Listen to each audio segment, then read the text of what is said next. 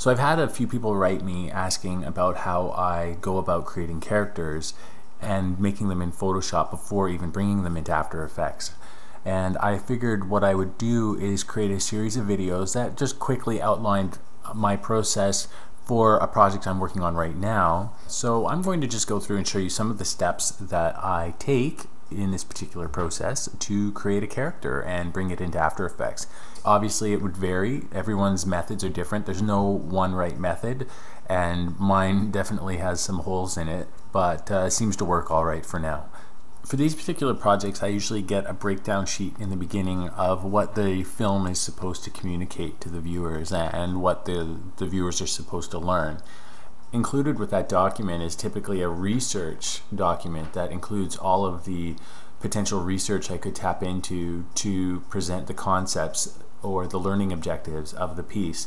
So I usually go through those documents and try to find things that would communicate and would be interesting to somebody who's not a professional in that particular field.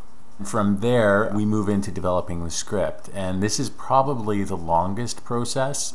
So with the first treatment of the script, I don't consider anything technical, how it's going to be done, or what the specific budget is. I do keep in mind the length of the piece, but really I'm just trying to do a first pass that covers all of the topics, but also tells a story that I feel like will be exciting to animate and create. And the second and third revisions are internal. We don't bring that directly to the client. We try to filter anything that's going to be too extraneous to create, too difficult. We try to consider the medium of how we'd like to make the film, whether it will be 2D or 3D, and also what are the timeline and budgetary restraints. Usually the limitations are a blessing in disguise because they force me to be more creative and come up with interesting solutions to problems instead of obvious solutions.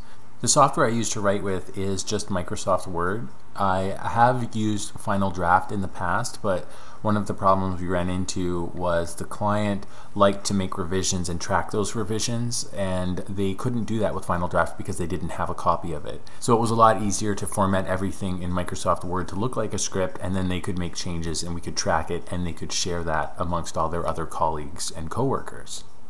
If there is an approval on the rough script as far as the content and the general direction, I will start designing a character. And I will start designing all kinds of different characters, just doing rough drawings. Usually I use samples from my sketchbook or people from real life to start, and then I modify it to suit the piece in question. Once I feel like I've created enough different versions, I compile them all together as one single image and I fire it off to the client so they can have a look, and they usually circle a few that they're into, or they might even take the character sheets down to do some testing with kids to see what they think.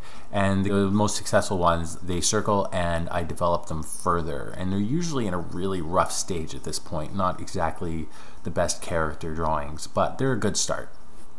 Alright, in the next video I will show you my process for creating storyboards and building an animatic from those storyboards with a temporary soundtrack.